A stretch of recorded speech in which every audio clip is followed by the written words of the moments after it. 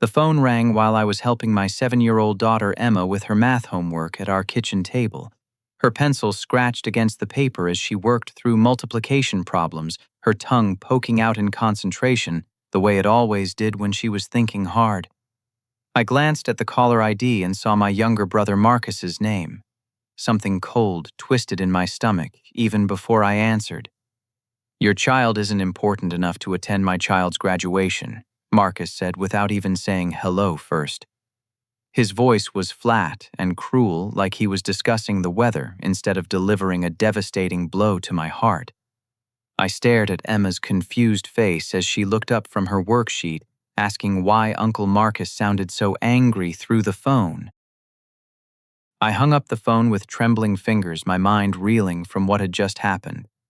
Emma tilted her head, her dark eyes wide with worry, as she watched me struggle to process Marcus's words.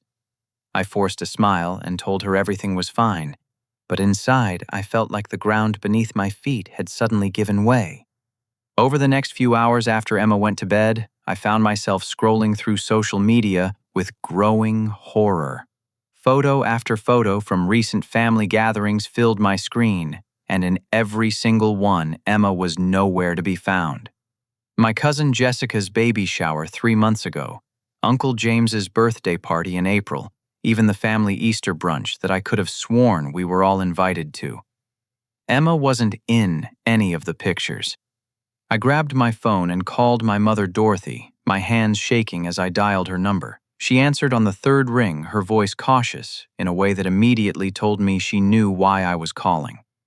"Mom, can you explain to me why Emma hasn't been included in any family events lately?" I asked, trying to keep my voice steady. There was a long pause before she sighed deeply. "Oh, honey, I noticed that too, but I didn't want to cause trouble between you boys. You know how Marcus can get when he's upset." "Upset about what exactly?" I pressed, though I was beginning to suspect the answer would cut deep. "Well, he's been saying that Emma's schedule with her mother makes things complicated for planning, and he thinks that since she's only with you part-time, she's not really part of the core family unit." Dorothy's voice grew smaller with each word, as if she knew how terrible it sounded when spoken aloud. My ex-wife Jennifer and I had worked out a custody arrangement 3 years ago when she moved to Sacramento for her new job. Emma spent every other weekend with her mother, plus alternating holidays and a month each summer. It was a 2-hour drive each way, but we made it work because we both wanted what was best for Emma. Now I realized Marcus had been using this schedule against us, deliberately planning family events during the weekends when Emma was with Jennifer. So Marcus convinced everyone that my daughter doesn't belong at family gatherings because she doesn't live with me full-time. The words tasted bitter in my mouth. "I'm sorry, Lex. I should have said something sooner." But Marcus was so insistent, and he kept saying it would be better for Tyler if the focus stayed on the immediate family members. Dorothy's voice broke slightly. I know it wasn't right. After I ended the call, I walked into Emma's room and found her fast asleep, clutching the stuffed elephant I'd bought her for her 6th birthday. On her desk was a drawing she'd made at school titled, "My Family," in purple crayon. She'd drawn me herself, her mother Jennifer, and our dog Max. Conspicuously absent were Uncle Marcus and cousin Tyler, who used to feature prominently in her artwork. She had already internalized the rejection without me even realizing it was happening. I sat on the edge of her bed, watching her peaceful face in the dim light from the hallway. How many times had she asked why we never saw Tyler anymore? How many times had I brushed off her questions, assuming it was just scheduling conflicts? My daughter had been systematically excluded from her own family, and I had been too trusting to see the pattern. The worst part was realizing that Emma had stopped asking about family gatherings months ago. She'd learned not to expect invitations that would never come. The next morning after dropping Emma off at school, I drove straight to Marcus's house in the suburbs. His perfect 2-story colonial sat on a manicured lawn complete with white picket fence and matching flower boxes under every window. Everything about it screamed stability and success, which I now understood was part of his need to differentiate himself from my supposedly chaotic single-parent household. Marcus opened the door wearing khakis and a polo shirt, his expression immediately hardening when he saw me standing on his doorstep. "We need to talk," I said, pushing past him into his immaculate living room. "About what I thought I made myself pretty clear yesterday." His voice carried that same cold tone from the phone call, but now I could see the smugness in his eyes that I'd missed before. "About why you've been systematically excluding my daughter from family events for months." Marcus's wife, Sarah, emerged from the kitchen drying her hands on a dish towel. She was dressed in yoga clothes despite never having worked out a day in her life. Her blonde hair pulled back in a perfect ponytail that probably took 30 minutes to achieve. "Oh, good Sarah should hear this too," Marcus said, settling onto his leather couch like he was preparing for a business meeting rather than a family confrontation. Since she's been dealing with the complications your situation creates for our family planning." "My situation?" I felt heat rising in my chest. "You mean my daughter?" "I mean your broken family dynamic," Sarah chimed in, her voice dripping with false sympathy. "Tyler comes from a stable two-parent home, and we think it's important for him to see what a proper family structure looks like. Having Emma around all the time just confuses things." Marcus nodded approvingly at his wife's words, and suddenly I saw the truth that had been hiding beneath years of polite family interactions. Marcus hadn't just been excluding Emma out of convenience or scheduling conflicts. He'd been doing it because he genuinely believed my family was inferior to his. "You want to know the real truth, Lex?" Marcus leaned forward, his face twisted with years of suppressed resentment. "I'm tired of everyone treating you like the golden child when your life is actually a mess. You couldn't even keep your marriage together, but somehow you're still the family favorite who can do no wrong."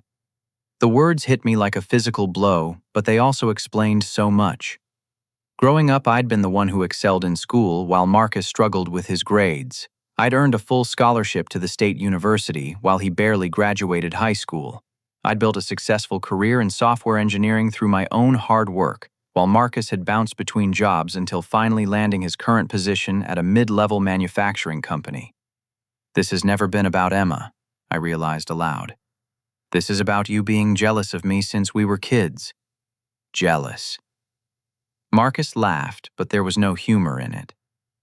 "Of a guy who can't maintain a proper household, who leaves his kid with babysitters half the time, because his job is more important than parenting. Your daughter would be better off living with her mother full-time instead of being shuttled back and forth like a piece of luggage." Sarah nodded vigorously, clearly enjoying watching her husband tear me down. "We've been telling people that Emma might be happier in a more stable environment. Jennifer seems like a nice woman who could provide the consistency a child needs." The accusation that I was a bad father struck deeper than any of their other insults. I worked hard to balance my demanding job with raising Emma, and yes, sometimes that meant hiring babysitters or asking neighbors for help. But Emma was happy, healthy, and loved. She was thriving in school, had good friends, and never lacked for anything she needed. "You know what I think." Marcus stood up, towering over me with the confidence of someone who believed he held all the cards. "I think you use Emma to get sympathy from the family. Poor Lex, struggling single dad who needs everyone's help and support. Well, I'm done enabling that narrative. And if you keep pushing this issue," Sarah added with a sweet smile that didn't reach her eyes, "we might have to consider whether Child Protective Services should know about all those nights Emma spends with babysitters while you're working late." The threat hung in the air like poison gas. They both knew it was baseless, but the implication was clear. They were willing to weaponize my daughter's well-being to maintain their position as the family's golden couple. I looked at Marcus, really looked at him, and saw a stranger wearing my brother's face. The little boy who used to build blanket forts with me and beg me to read him bedtime stories had been consumed by jealousy and spite. In his desperation to finally win against his older brother, he was willing to hurt an innocent 7-year-old girl. Tyler's graduation is in 2 weeks, Marcus said as I headed for the door. You're welcome to come, but Emma stays home. I won't have her disrupting the most important day of my son's life just so you can make some kind of point about family loyalty. I left without another word, my mind already spinning with the implications of what I'd just learned. This wasn't just about a graduation ceremony. This was about whether Emma would have any place in our extended family going forward. That evening, I called my father, Robert, hoping for the support and guidance I desperately needed. Dad had always been the voice of reason in our family, the one who could mediate disputes and find compromises that worked for everyone. Surely he would see how wrong Marcus was being. Dad, I need to talk to you about what happened with Marcus yesterday. I began after the usual pleasantries about work and Emma's school performance. Oh yes, Marcus mentioned you two had a disagreement about Tyler's graduation. Robert's voice was carefully neutral, which should have been my first warning sign. These things happen between brother-son. The important thing is not letting it spiral into something bigger. I explained the entire situation from Emma's systematic exclusion to Marcus's cruel ultimatum about the graduation ceremony. I laid out every detail of how my daughter had been rejected by her own family for months without my knowledge.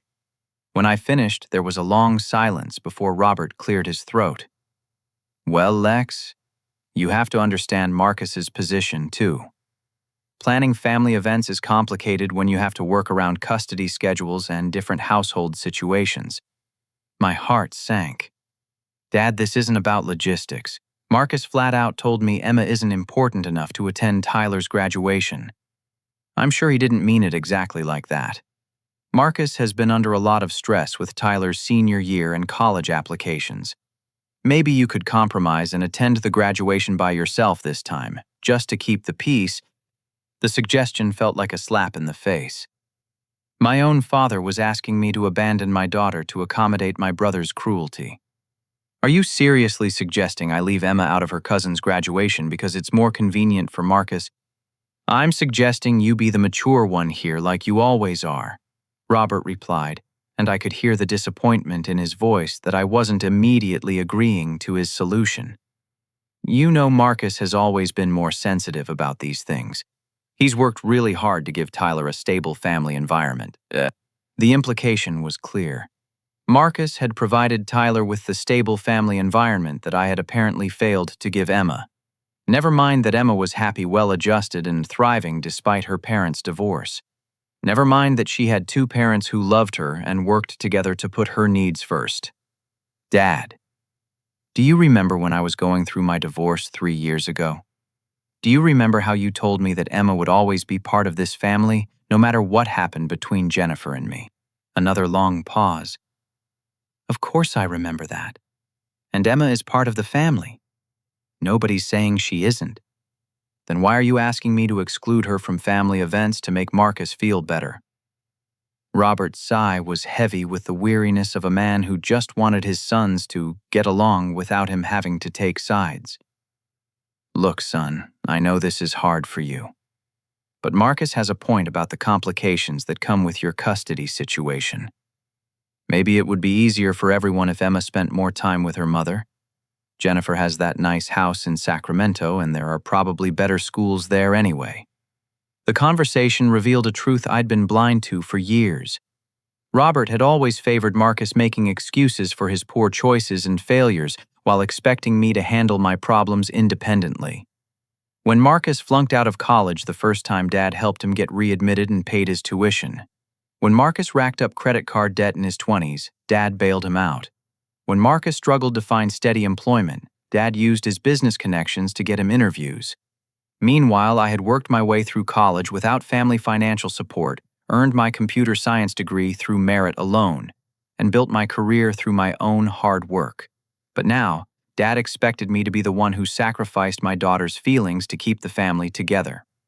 I talked to Patricia and James about this whole situation. Robert continued, referring to my aunt and uncle.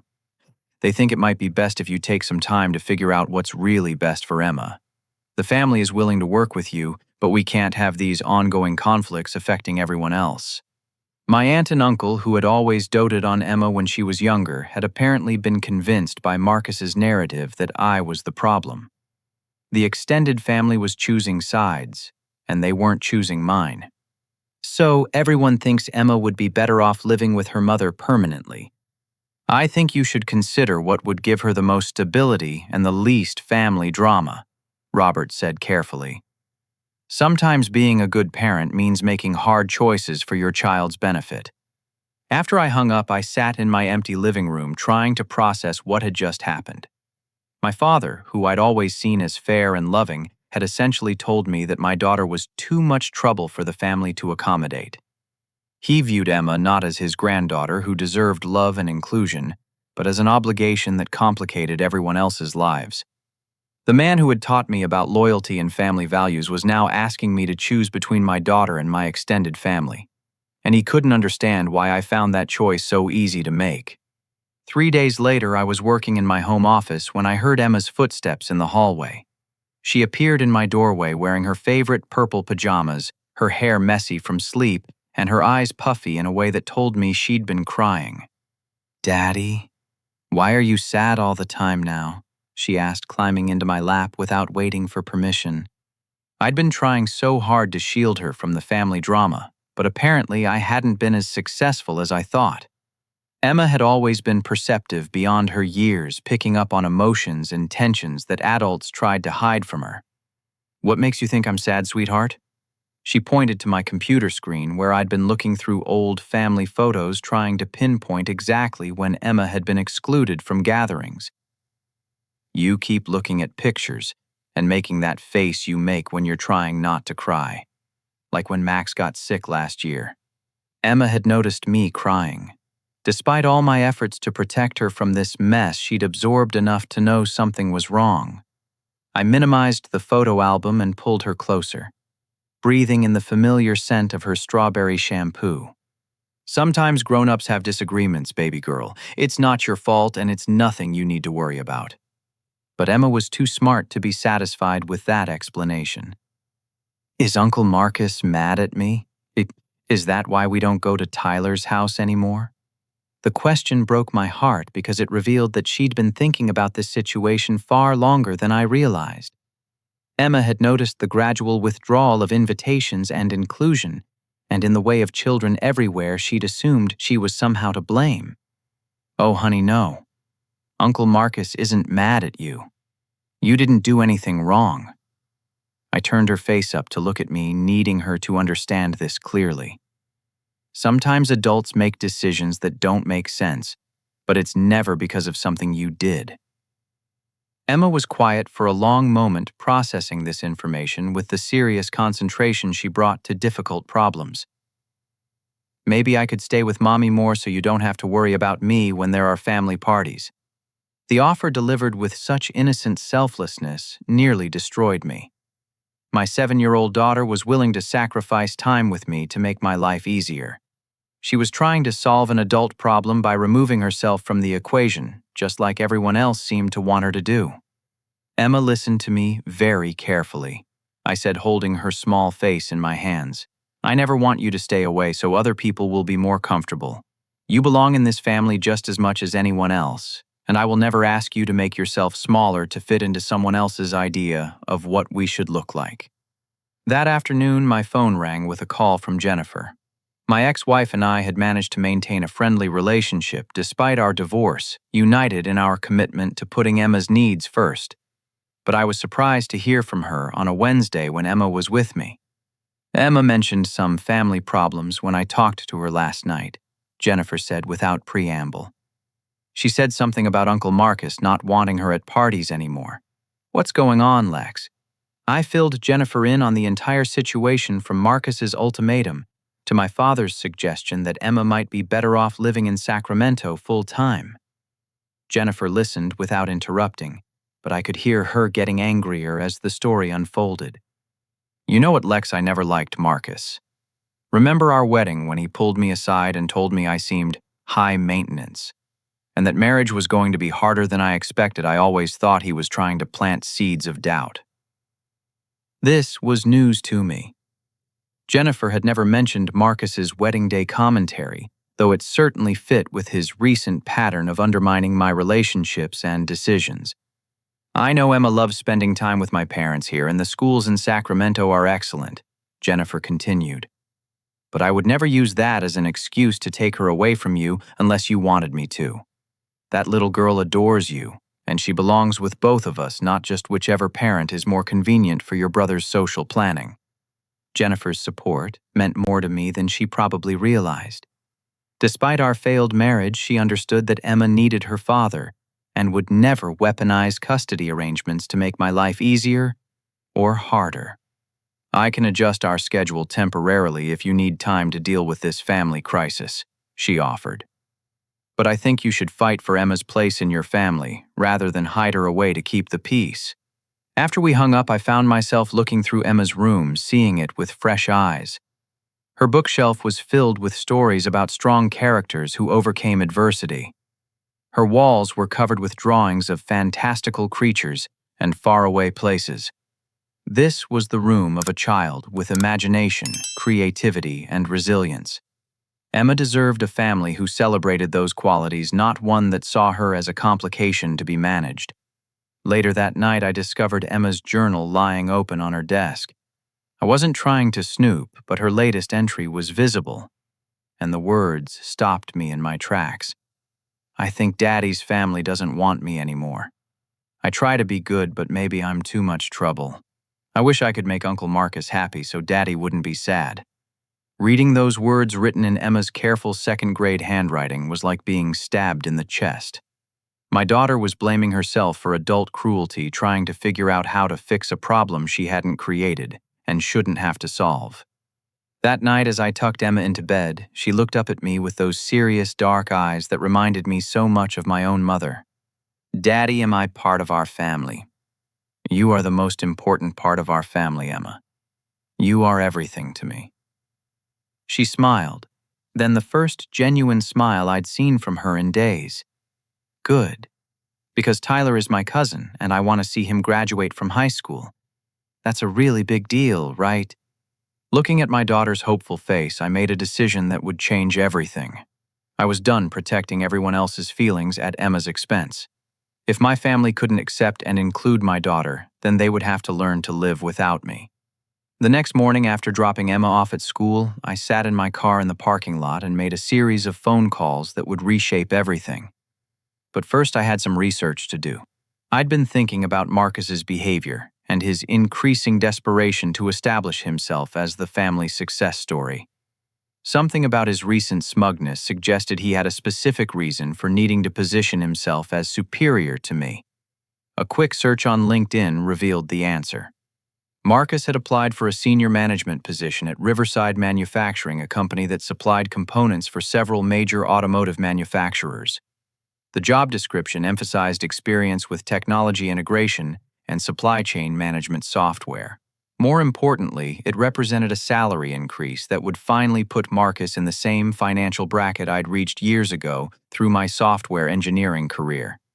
What Marcus didn't know was that Riverside Manufacturing had been one of my company's clients for the past 2 years. I'd personally led the implementation of their new inventory management system, working closely with their current senior management team.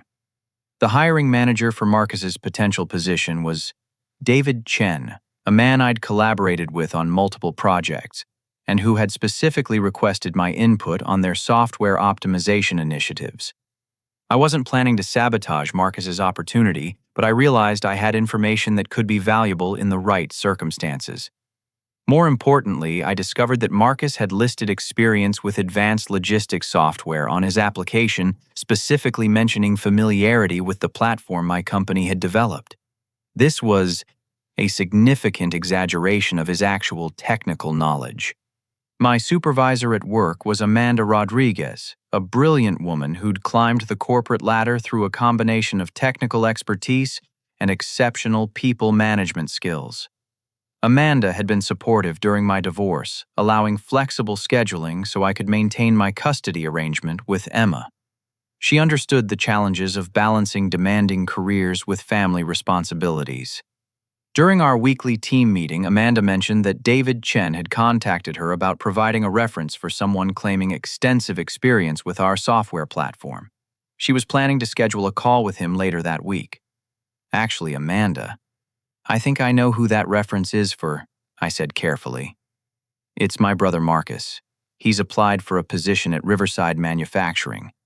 Amanda raised an eyebrow. Your brother works in manufacturing. I didn't realize he had experience with our software systems. He doesn't really.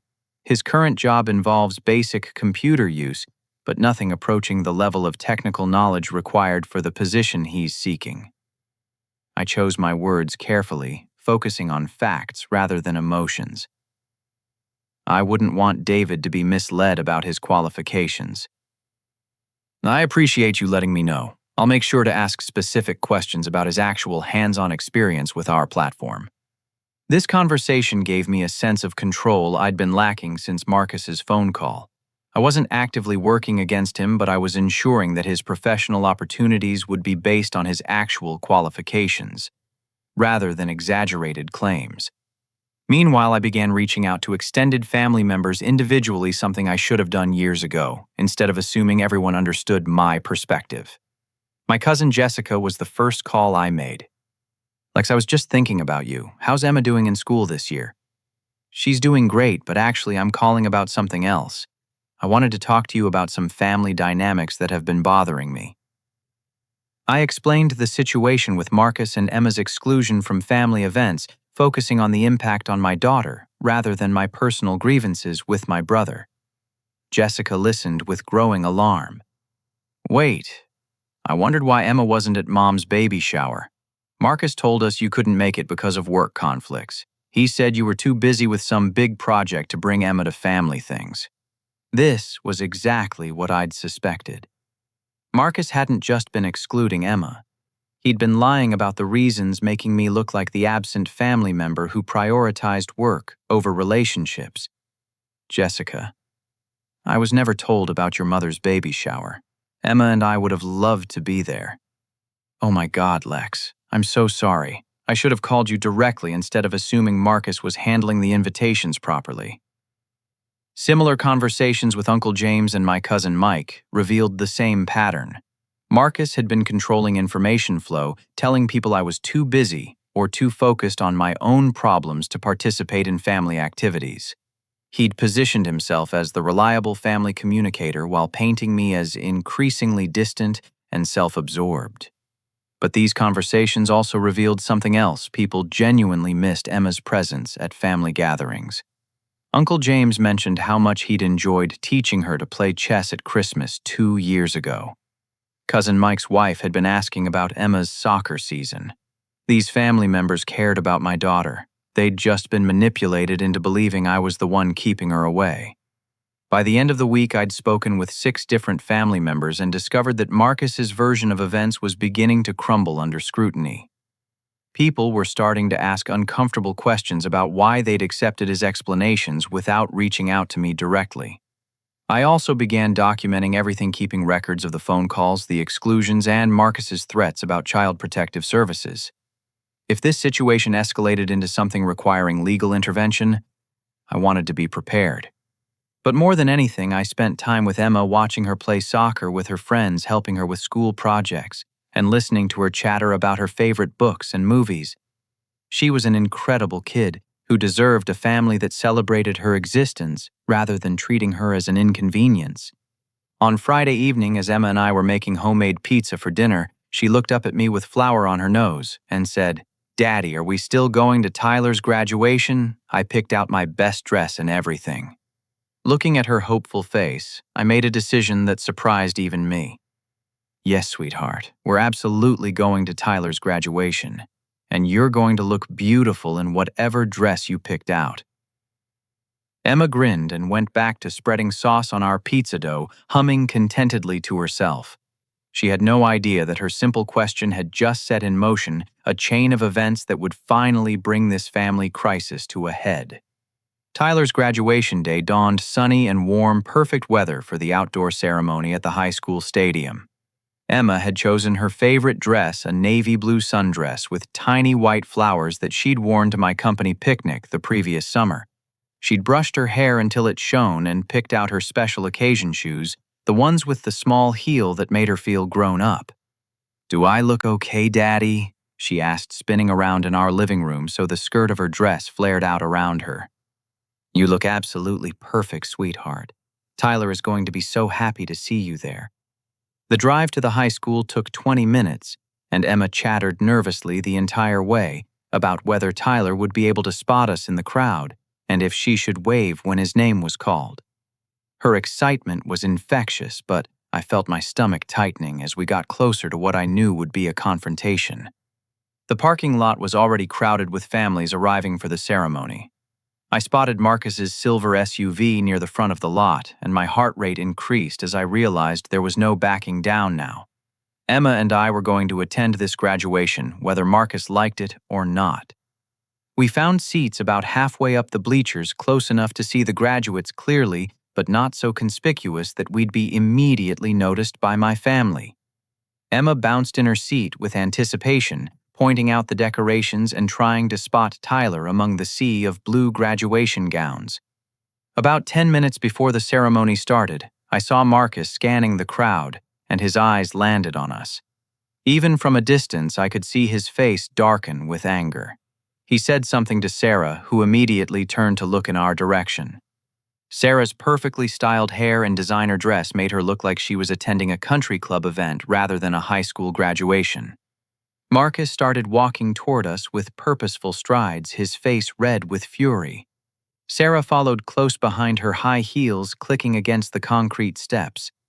I felt Emma tense beside me as she sensed the approaching confrontation. "What do you think you're doing?"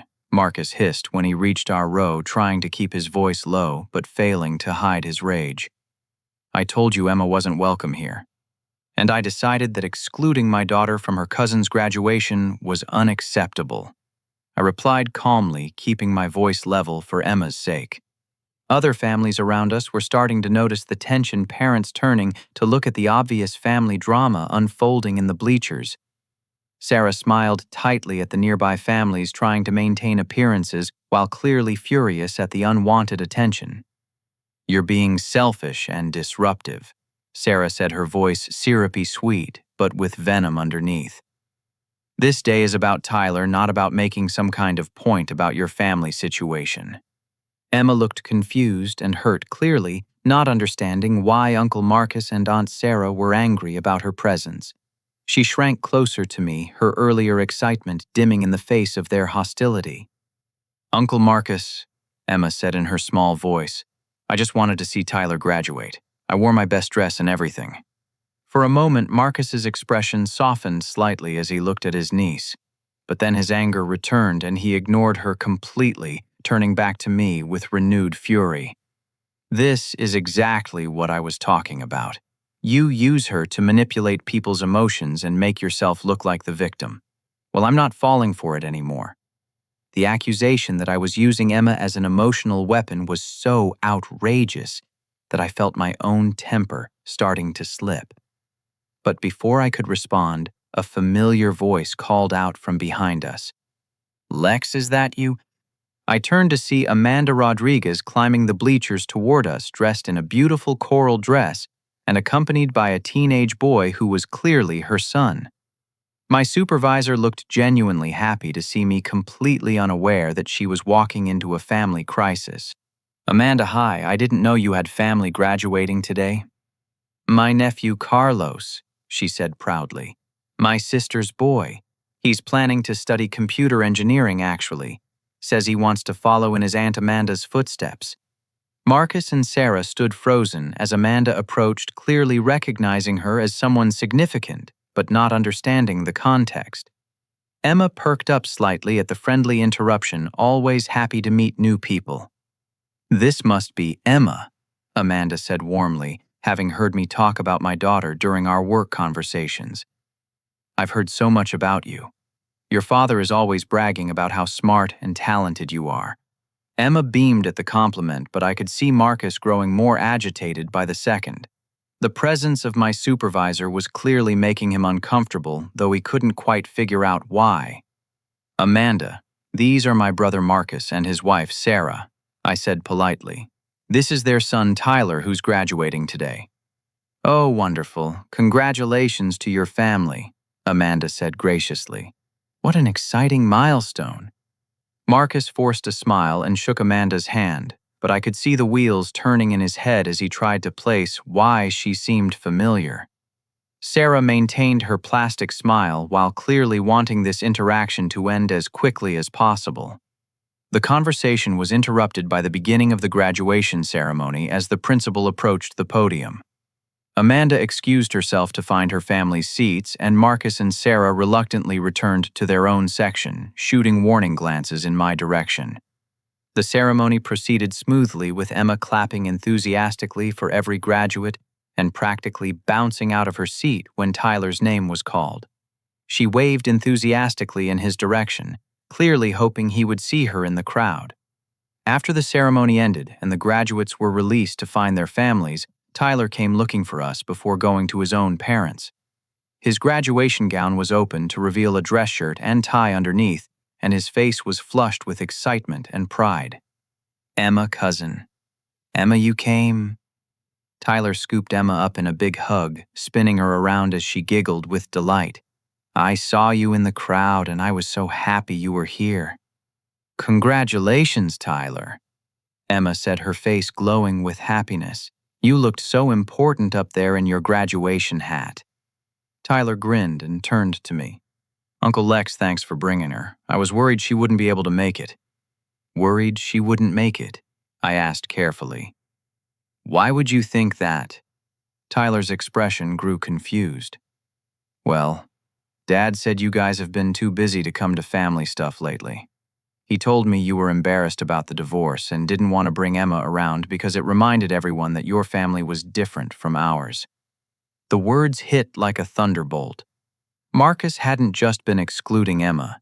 He'd been telling Tyler that I was ashamed of my own daughter and my family situation. He'd poisoned his son's understanding of why we'd been absent from family gatherings. "Tyler, that's not true at all," I said gently. "Emma and I love coming to family events. We haven't been invited to any." Tyler's face went through a series of emotions as he processed this information.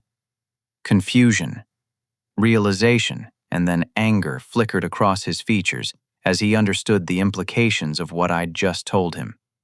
"Wait, you mean Dad has been lying to me about why Emma hasn't been around? He said you didn't want to bring her because you were embarrassed about being divorced." Before I could respond, Marcus appeared beside us, his face red with fury at Tyler's revelation. Other graduating families were milling around us, taking pictures and celebrating, but Marcus seemed oblivious to the public nature of our location. "Tyler, go find your mother," Marcus snapped. "We need to get pictures before the good lighting is gone. Dad, Uncle Lex says you haven't been inviting them to family stuff. Is that true?" Tyler's voice carried the moral clarity of a teenager who just discovered adults could lie about important things. "Tyler, this is not the time or place for this conversation," Marcus said through gritted teeth, but his son wasn't backing down. "It is the time, Dad. Emma is my cousin, and she should be at family things. Why would you tell me Uncle Lex was embarrassed when really you were the one keeping them away?" The confrontation was drawing attention from other families, and I could see Sarah approaching with panic in her eyes as she realized their perfect family image was crumbling in public. "You have no idea what you're talking about," Marcus said to Tyler, but his voice was getting louder and more out of control. "Your uncle thinks he can just show up wherever he wants and demand attention for his broken family situation." Broken family situation. Tyler's voice rose to match his father's. "Emma's family isn't broken. She has a dad who loves her and a mom who loves her. Just because they're divorced doesn't make Emma less important." Emma had been listening to this exchange with growing distress, clearly not understanding why Tyler and Uncle Marcus were arguing about her. She pressed closer to me, and I put my arm around her protectively. "Marcus, please don't do this here," I said quietly, trying to de-escalate the situation for everyone's sake. But Marcus was beyond rational thought. The combination of Tyler's challenge to his authority and the public exposure of his lies had pushed him over the edge. "You want to know the truth, Tyler?" Marcus shouted, his voice carrying across the graduation crowd. "Your uncle is a failure who couldn't keep his marriage together, and now he drags his kid around trying to get sympathy from everyone. Well, I'm done pretending that his poor choices deserve special accommodation from this family." The words rang out across the parking lot, causing conversations to stop and heads to turn in our direction. Graduating seniors and their families stared at the spectacle of a grown man having a public breakdown at his own son's graduation ceremony. Tyler looked mortified and heartbroken, clearly devastated that his father would create such a scene on what should have been one of the proudest days of his life. Emma had started crying quietly, overwhelmed by the adult conflict and Uncle Marcus's harsh words about our family. "Marcus, that's enough," came a sharp voice from behind us. Amanda Rodriguez had witnessed the entire confrontation, her professional demeanor replaced by obvious disapproval at Marcus's behavior. Marcus turned to face her, his anger still boiling over. "This is a private family matter that doesn't concern you." "Actually, it does concern me when it involves one of my employees and his family," Amanda replied coolly. "And when it displays the kind of judgment and temperament I wouldn't want associated with any professional recommendations I might be asked to provide." I watched the color drain from Marcus's face as he realized who Amanda was and what her presence at this confrontation might mean for his job prospects. Sarah grabbed his arm, trying to pull him away from the escalating situation, but the damage was already done. Tyler stood in the middle of it all, still wearing his graduation gown, looking between his father and his cousin Emma, with the expression that broke my heart. This was supposed to be his day of celebration, and instead he was witnessing the ugly truth about his family's dynamics. The aftermath of Tyler's graduation changed everything in ways I never could have anticipated. Within 24 hours of Marcus's public breakdown, my phone started ringing with calls from family members who had heard about the confrontation from other relatives who'd witnessed it. Uncle James called first, his voice heavy with regret and embarrassment. "Lex, I owe you and Emma a huge apology. I had no idea Marcus was manipulating the family invitations and lying about why you weren't attending gatherings. Jessica told me about your conversation, and then when I heard what happened at the graduation, I realized how wrong we've all been." Similar calls came from Aunt Patricia, cousin Mike, and several other family members who'd been kept in the dark about Marcus's systematic exclusion campaign. Each conversation revealed how Marcus had carefully constructed a narrative that painted me as the absent family member while positioning himself as the concerned relative trying to maintain family harmony. "I should have called you directly instead of accepting Marcus's explanations," Aunt Patricia admitted during our conversation. "Emma is such a sweet girl, and I've missed having her at family gatherings. I just assumed you were too busy with work to bring her around." But the most important call came from my father, Robert, 3 days after the graduation incident. His voice sounded older, somehow weighed down by the recognition of how badly he'd misjudged the situation. "Son, I owe you an apology that's long overdue," Robert began. "I talked to several people who were at Tyler's graduation, and I heard about Marcus's behavior. There's no excuse for what he said about you and Emma, and there's no excuse for me enabling it." We talked for over an hour, the longest meaningful conversation Robert and I had shared in years. He admitted that he'd always made excuses for Marcus's poor choices while expecting me to handle my problems independently. He acknowledged that his favoritism had damaged both his sons in different ways, allowing Marcus to develop a sense of entitlement while burdening me with unrealistic expectations of perfection. "Emma is my granddaughter, and she deserves to be included in this family, just like every other child," Robert said firmly. "I'm ashamed that I suggested she might be better off living with her mother, instead of standing up for her place in our family." Most surprisingly, Robert committed to family counseling to address the toxic dynamics he'd helped create over the years. He wanted to understand how his parenting choices had contributed to Marcus's resentment and jealousy, and he wanted to rebuild his relationship with Emma on a foundation of genuine acceptance rather than obligation. The professional consequences for Marcus were swift and decisive. Amanda Rodriguez had indeed been contacted by David Chen at Riverside Manufacturing for a reference about Marcus's claimed software experience. When she explained that Marcus had no meaningful technical background and had demonstrated poor judgment in his personal interactions, the job opportunity evaporated immediately. But the repercussions went further than just the lost promotion. Marcus's current employer learned about his unprofessional behavior at a public event when one of their clients mentioned witnessing the confrontation at the graduation ceremony. While Marcus wasn't fired, he was required to attend anger management counseling and received a formal reprimand that would impact his future advancement opportunities. The most heartbreaking and ultimately healing development came from Tyler himself. 3 days after graduation, he showed up at our house wearing jeans and a baseball cap, looking nothing like the polished young man in graduation photos. "Uncle Lex, can I talk to you and Emma?" he asked, his voice thick with emotion. We sat in our living room while Tyler struggled to find the right words to express his feelings about his father's behavior. Emma, with the resilience of childhood, had already bounced back from the graduation incident and was simply happy to see her cousin. "I'm really sorry about what my dad said about your family," Tyler finally managed. "It was wrong and mean, and it ruined what should have been a happy day for everyone." "Tyler, you don't need to apologize for your father's choices," I assured him. "You're not responsible for what he said or did." "I know, but I want you and Emma to know that I don't agree with any of it. Emma is my favorite cousin, and I've missed hanging out with her. I want us to stay close even if the grown-ups are having problems." This led to an arrangement where Tyler would visit us regularly, independent of whatever was happening between Marcus and me. Emma was thrilled to have her older cousin back in her life, and Tyler seemed to genuinely enjoy spending time with us, often staying for dinner and helping Emma with school projects. These visits revealed that Tyler had always questioned his father's explanations about our absence from family events, but had been taught not to challenge parental authority. Now, as a high school graduate preparing for college, he felt empowered to make his own decisions about family relationships. The transformation in our extended family dynamics was remarkable. Jessica began hosting regular family dinners that explicitly included Emma and me.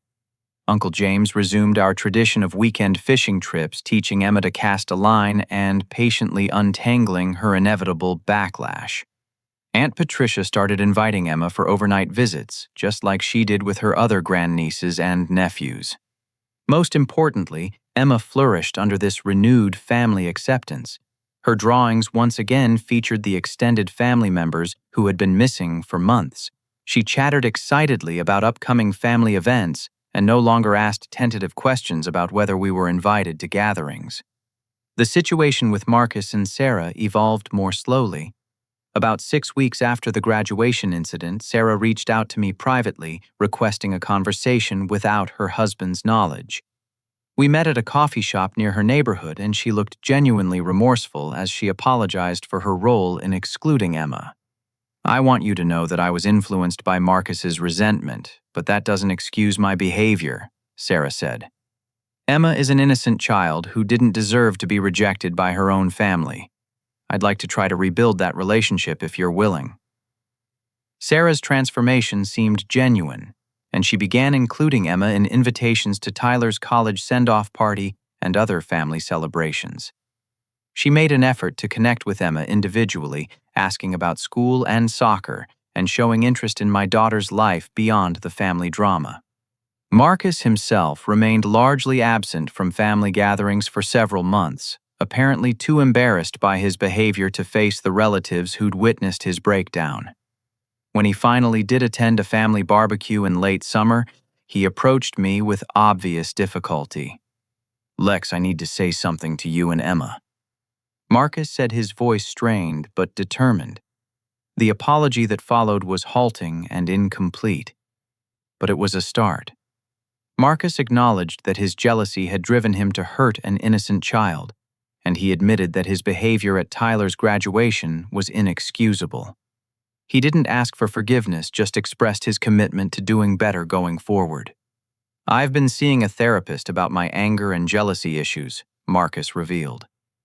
"Tyler barely speaks to me anymore, and I don't blame him. I need to figure out how to be a better father and brother before I lose my family completely." Emma, with the generous heart of childhood, accepted Marcus's apology and asked if they could start over. Watching them have that conversation, I felt something shift in my chest. Not forgiveness exactly, but maybe the possibility of it someday. The deeper life lesson that emerged from this crisis centered around the difference between authentic family loyalty and toxic enabling. For years, I'd been taught that keeping peace meant accommodating bad behavior rather than addressing it directly. I'd been expected to make myself and my daughter smaller to avoid causing discomfort for relatives who couldn't handle the reality of divorce and single parenthood. But Emma deserved better than that. She deserved a family that celebrated her existence rather than treating her as a complication to be managed. Fighting for her place in our family wasn't about being stubborn or difficult. It was about modeling self-respect and teaching her that she had value regardless of her family structure. The crisis also revealed the importance of direct communication, rather than accepting secondhand information about family dynamics. If I'd reached out to relatives directly, instead of assuming Marcus was handling invitations appropriately, Emma's exclusion might never have gone on for months. 6 months after Tyler's graduation, we hosted a family barbecue at our house to celebrate Emma's 8th birthday. The backyard was filled with aunts, uncles, cousins, and grandparents who genuinely wanted to be there. Emma ran between groups of relatives showing off her soccer trophies and the butterfly garden we'd planted together. Tyler, home from his first semester of college, spent most of the party teaching Emma card tricks and helping her organize games for the younger cousins. Marcus and Sarah attended, maintaining polite but distant interactions, while Tyler clearly remained disappointed in his father's past behavior. As I watched Emma blow out her birthday candles surrounded by family members who now actively chose to include her, I felt a profound sense of satisfaction. Not because I'd won some kind of victory over Marcus, but because my daughter was finally experiencing the unconditional family love she'd always deserved. Robert pulled me aside during the party, his eyes bright with pride, as he watched Emma organize a treasure hunt for her younger cousins. "You were right to fight for her place in this family, son. I'm sorry it took me so long to see that." Later that evening, as I tucked Emma into bed, she looked up at me with that serious expression that meant she was processing something important. "Daddy, I'm glad you didn't let them make me invisible anymore," she said simply. Those words captured everything I'd been trying to accomplish. Emma had been gradually disappearing from our family narrative, becoming less visible and less valued until she was nearly erased completely. By refusing to accept that erasure, we'd not only restored her place, but strengthened it. The story taught me that sometimes protecting the people we love requires us to be uncomfortable, to cause temporary disruption, and to stand firm against family pressure. True family loyalty means making sure everyone belongs, not just the people who are easiest to accommodate. Emma fell asleep, clutching the new stuffed elephant Tyler had given her for her birthday, a smile still lingering on her face from the day's celebrations. Watching her peaceful expression, I knew we'd made the right choices, even when they were the hardest ones. As I turned off her bedroom light and headed downstairs to finish cleaning up from the party, I reflected on how much had changed since that devastating phone call when Marcus declared Emma wasn't important enough to attend Tyler's graduation. The pain of that moment had catalyzed a transformation that ultimately made our family stronger and more authentic. Emma now understood that she was valued and loved unconditionally, not despite our family structure, but as an essential part of it. She'd learned that standing up for yourself and others sometimes requires courage, but that courage can create positive change even in the most difficult circumstances. And I'd learned that protecting my daughter meant more than providing food, shelter, and education. It meant ensuring she never had to question her worth or her place in the world, even when adults around her failed to recognize her value. The lesson that emerged from our family crisis was simple but Profound, every child deserves advocates who will fight for their dignity and inclusion regardless of how uncomfortable that fight might be for the adults involved. Love isn't just about feeling affection. It's about taking action to protect and defend the people who matter most to you. Have you ever had to choose between keeping peace and protecting someone you love? I'd love to hear about times when you've stood up for family members who needed an advocate, or when you've had to set boundaries with relatives who weren't treating your children with respect. Sometimes the hardest conversations lead to the most important changes. Please share your thoughts in the comments below, and if this story resonated with you, I'd really appreciate it if you'd like this video. Subscribe to the channel and share it with others who might benefit from hearing about the importance of fighting for family inclusion. Thank you for listening to Emma's and My Story, and I hope it reminds you that every child deserves to know they belong exactly as they are.